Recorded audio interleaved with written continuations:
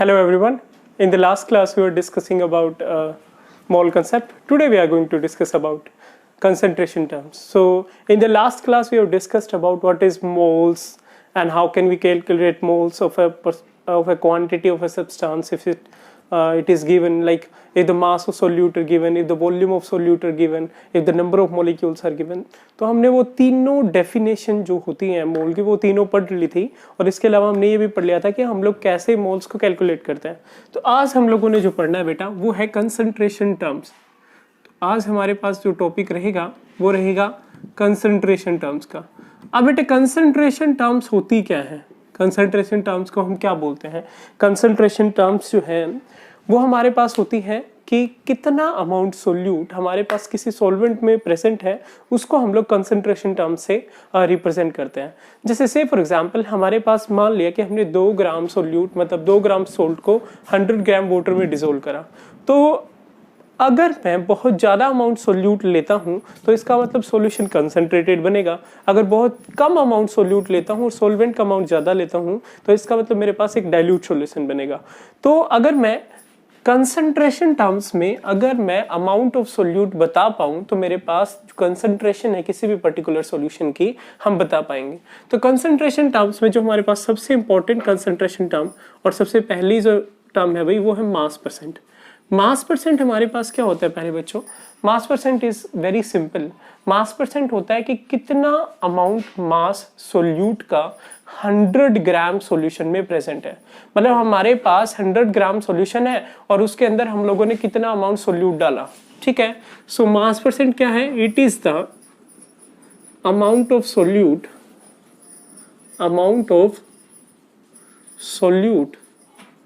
Present in 100 gram of solution. कितना solute 100 ग्राम solution में present है उसको बोलते हैं हम लोग क्या, मास परसेंट. तो से फॉर एग्जांपल अगर मैंने 20 ग्राम ऑफ NaCl लिया और उसको 100 ग्राम ऑफ वाटर में डिसोल्व कर दिया तो भी हम इसका मास परसेंट कैसे निकालेंगे. अब इस पर्टिकुलर डेफिनेशन से मास परसेंट जो है उसका फॉर्मूला क्या हो जाएगा भाई. मास परसेंट का फॉर्मूला है वो mass percent is equal to what, mass percent is mass of solute, जो सोल्यूट का मास है हमारे पास, ठीक है, divided by total mass of solution. Total mass क्या है सॉल्यूशन का, okay.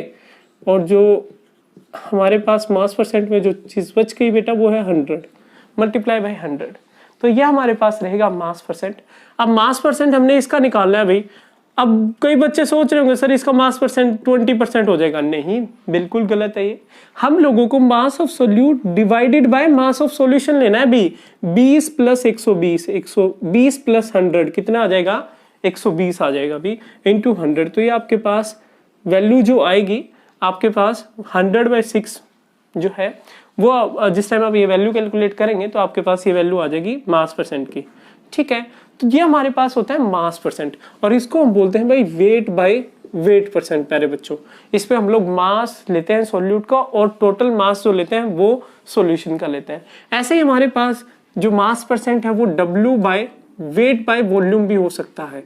Weight by volume percent क्या होता है, वेट बाय वॉल्यूम परसेंट होता है प्यारे बच्चों हमारे पास mass of solute divided by volume of solution. हमने सिर्फ नीचे जो मास था उसको वॉल्यूम से चेंज कर देना भाई. मास of solute divided by total volume of solution into 100. हमारे पास सॉल्यूशन की वॉल्यूम कितनी है और हमने किसने से मल्टीप्लाई करना है प्यारे बच्चों, हमने 100 से मल्टीप्लाई करना है.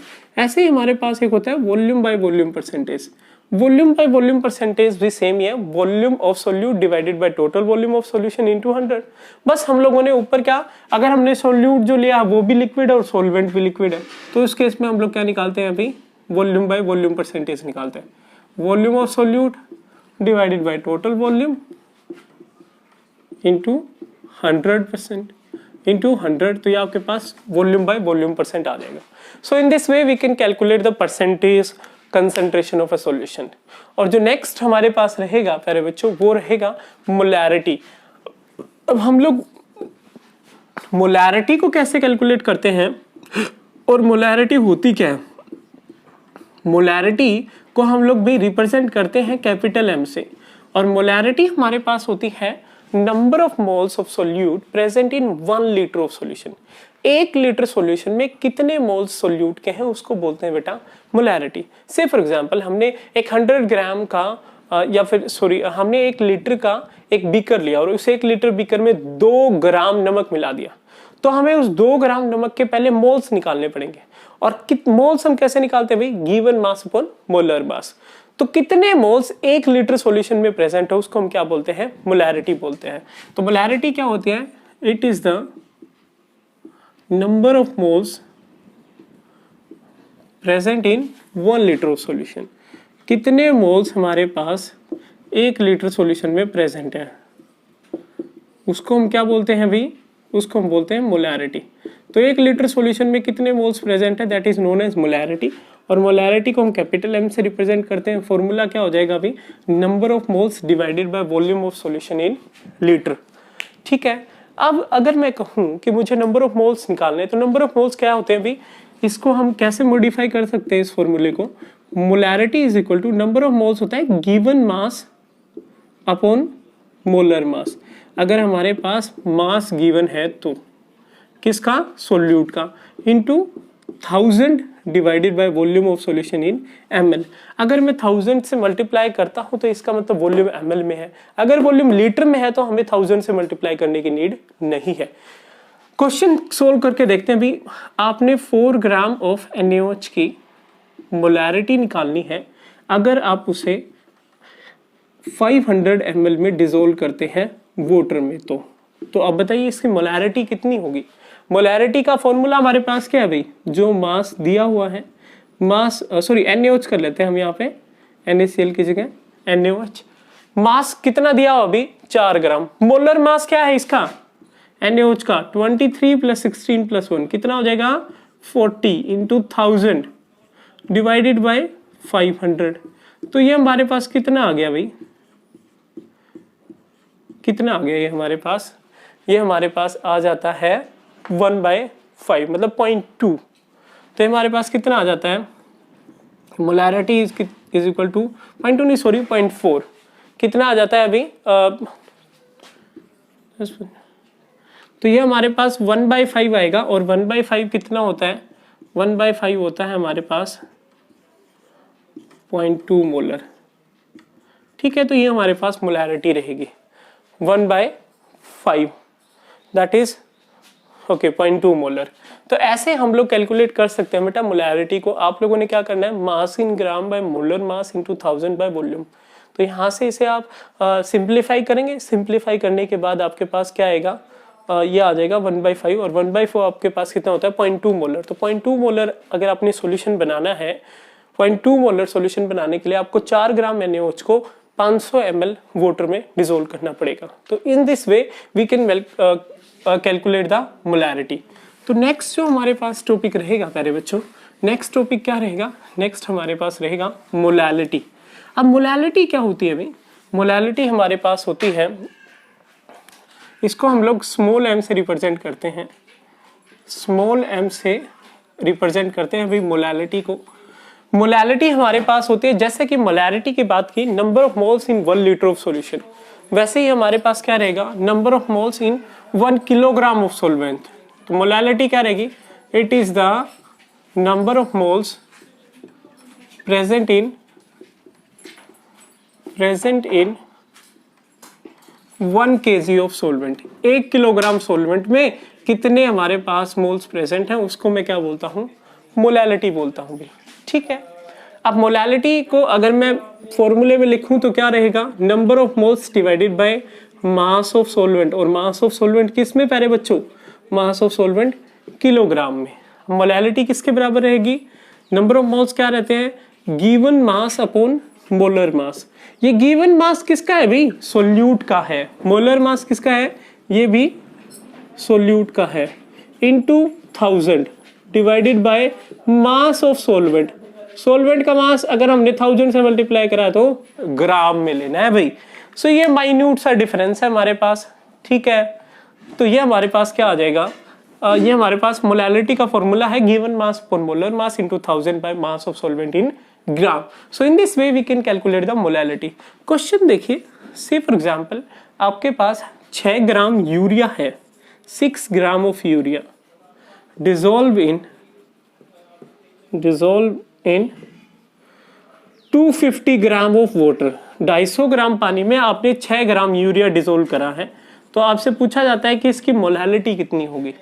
तो मोलैलिटी हमारे पास क्या रहेगी, 6 बाई गिवन मास 6 है. मोलर मास यूरिया का फॉर्मूला क्या होता है भाई, NH2CONH2, और यूरिया का फॉर्मूला NH2CONH2 होता है, और इसका मोलर मास कितना होता है भाई, 60 ग्राम. नाइट्रोजन 28 + 4 + 12 + 16. ठीक है, मल्टीप्लाई बाय 1000 और डिवाइड बाय 250. तो आप इसको सिंप्लीफाई कर सकते हो आगे. ठीक है, और आप सिंप्लीफाई करके इसको, जैसे हमारे पास ये क्या आ जाएगा, 6/15. You can simplify this and you can get the molality. आपके पास जो ये सोल्व करके आएगा ये आपके पास मोलैलिटी रहेगी. तो given mass upon molar mass into 1000 by mass of solvent in gram, अगर 1000 से मल्टीप्लाई करते हैं. अगर मास ऑफ सॉल्वेंट किलोग्राम में है तो 1000 से मल्टीप्लाई नहीं करना हमने. So this is the way we can calculate the molality. Now next is how can we calculate the mole fraction. Next जो हमारे पास कंसंट्रेशन टर्म है प्यारे बच्चों, वो है मोल फ्रैक्शन. मोल फ्रैक्शन हम लोग कैसे कैलकुलेट करते हैं अभी. मोल फ्रैक्शन हमारे पास क्या रहता है, तो नेक्स्ट जो टर्म रहेगी वो क्या रहेगा भाई, वो रहेगा मोल फ्रैक्शन. मोल फ्रैक्शन क्या होता है अभी, मोल फ्रैक्शन होता है कि हमारे पास टोटल मोल्स की कंपैरिजन में कितने मोल्स प्रेजेंट हैं उस पर्टिकुलर कंपोनेंट के.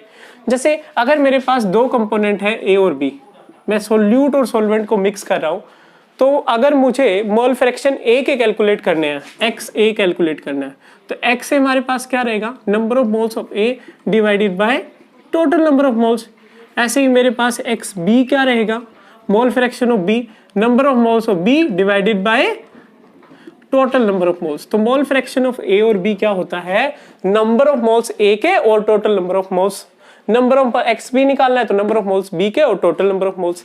अगर मैं इन दोनों को ऐड करता हूं, say for example x A plus x B, तो मेरे पास क्या आता है भाई, n A by n A plus n B.